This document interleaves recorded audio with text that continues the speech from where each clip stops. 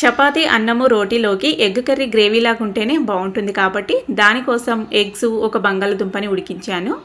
Gravy కోసం tomato, ఉల్లిపాయలు, biryani spices కొన్ని వేసుకొని అందులోనే జీడిపప్పు కూడా వేసుకొని ఫ్రై చేసుకొని చల్లారబెట్టి గ్రేవీ కోసం మిక్సీ అయితే పట్టుకోవాలి. ప్యాన్లోకి కొద్దిగా నూనె, కారం, ఉప్పు, పసుపు వేసి ఎగ్స్ వేసేసుకొని బాగా ఫ్రై చేసుకొని ప్లేట్లోకి తీసేయాలి.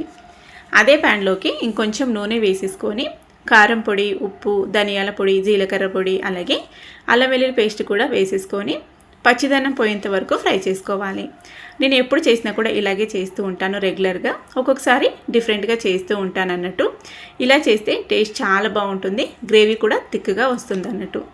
మిక్సీ పెట్టుకున్న ఈ గ్రేవీని వేసేసుకొని బాగా మిక్స్ చేసుకొని ఆయిల్ సపరేట్ అయ్యేంత వరకు ఉడికించుకోవాలి. అప్పుడే మనకి గ్రేవీలోని పచ్చిదనం అనేది పోతుంది అన్నట్టు. ఇప్పుడు ఫ్రై చేసుకున్న ఎగ్స్ కూడా వేసేసుకొని అంతా ఒకసారి బాగా మిక్స్ చేసుకోవాలి. ఉడికించిన బంగాళదుంపను కూడా పొట్టు తీసి వేసేసాను అన్నట్టు, ముక్కలుగా కట్ చేసి బాగా మిక్స్ చేసుకొని కావాల్సినన్ని నీళ్ళైతే వేసుకోవాలి. మనం గ్రేవీ కన్సిస్టెన్సీ చూసుకొని వేసేసుకోవాలి. చపాతీ, రోటీ, అన్నంలోకి చాలా బాగుంటుంది.